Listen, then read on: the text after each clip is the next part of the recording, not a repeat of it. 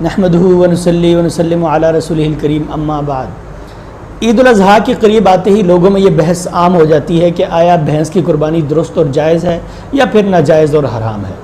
آئیے قرآن و سنت کی روشنی میں اور ائمہ محدثین اور فقہاء بالخصوص ائمہ لغت کی اقوال کی تصریحات کی روشنی میں یہ دیکھتے ہیں کہ کیا بھینس کی قربانی کرنا درست اور جائز ہے، اور یہ بھینس کس قسم سے ہے، کس قسم کا یہ جانور ہے۔ اللہ تعالیٰ نے قرآن مجید میں سورہ انعام میں ارشاد فرمایا ثمانیۃ ازواج من الضأن اثنین ومن المعز اثنین، کہ دو قسمیں یعنی بکری میں سے مذکر اور مؤنث، دو قسمیں بھیڑ میں سے یعنی مؤنث اور مذکر، ومن الابل اثنین ومن البقر اثنین، اسی طرح دو قسمیں اونٹ میں سے مؤنث اور مذکر اور دو قسمیں گائے میں سے مؤنث اور مذکر۔ یہ 8 کل قسمیں بنتی ہیں اور انہیں بہیمۃ الانعام کہا جاتا ہے۔ اصل میں یہ 4 جانور ہیں، ان کے مؤنث اور مذکر بنا کر 8 بنتے ہیں۔ تو ان 8 جانوروں کی قربانی کرنا مشروع ہے، مسنون ہے، درست ہے۔ ان کے سوا کسی بھی جانور کی، چاہے وہ حلال ہی کیوں نہ ہو، اس کی قربانی کرنا درست اور جائز نہیں ہے۔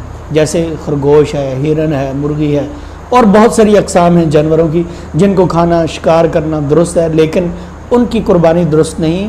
قربانی صرف اور صرف بہیمۃ الانعام کی درست ہے، اور بہیمۃ الانعام وہ ہیں جس کا بھی میں نے سورہ انعام سے ذکر کیا۔ اب یہ جو بھینس ہے، کیا یہ بہیمۃ الانعام میں ہے یا نہیں؟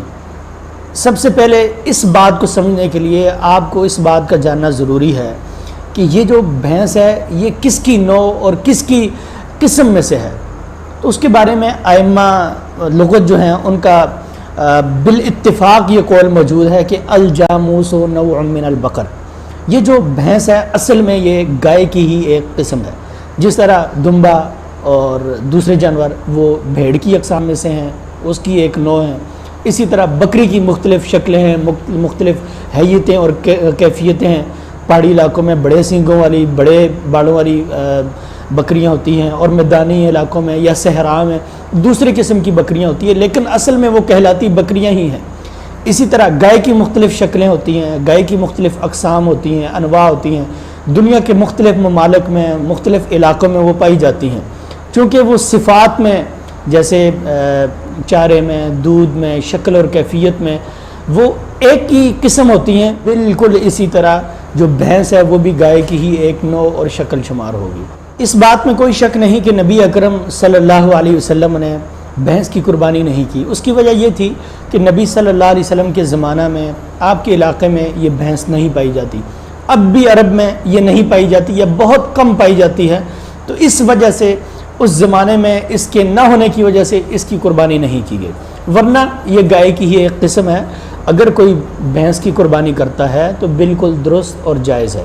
رہا مسئلہ افضل اور غیر افضل کا، تو افضل یہ ہے، ہم بھی یہ کہتے ہیں اور ساری دنیا یہ کہتی ہے کہ افضل یہ ہے کہ آپ ان جانوروں کی قربانی کریں جن کی نبی اکرم صلی اللہ علیہ وسلم نے خود قربانی کی ہے۔ اونٹ کی کریں، گائے کی کریں، بھیڑ بکری کی کریں، جس چیز کی کریں۔ لیکن اگر جواز کی بات ہے تو جواز اپنی جگہ پر قائم ہے کہ بھینس کی قربانی کرنا درست اور جائز ہے۔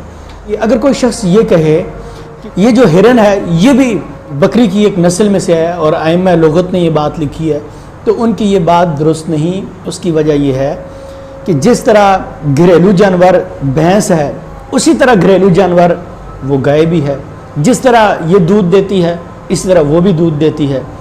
جس طرح زکوٰۃ کے مسئلہ میں ہم گائے کی زکوٰۃ دیتے ہیں، ویسے ہی ہم بھینس کی زکوٰۃ دیتے ہیں۔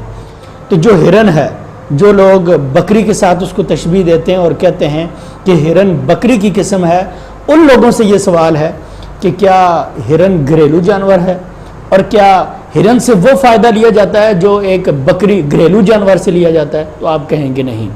تو جب ہرن اور بکری میں بنیادی فرق ہی یہ ہے کہ ایک گھریلو جانور ہے اور دوسرا جنگلی جانور ہے، تو اس لیے اس سلسلے میں یعنی گائے اور بھینس کے ایک ہونے میں کسی کو شک اور شبہ نہیں ہونا چاہیے۔ اور یہ کہنا کہ نام علادہ ہے، نام مختلف ہونے کی وجہ سے اب جو گائے ہے وہ اور ہے اور بھینس اور ہے اور ان کی قربانی درست اور جائز نہیں، یہ بات درست نہیں ہے۔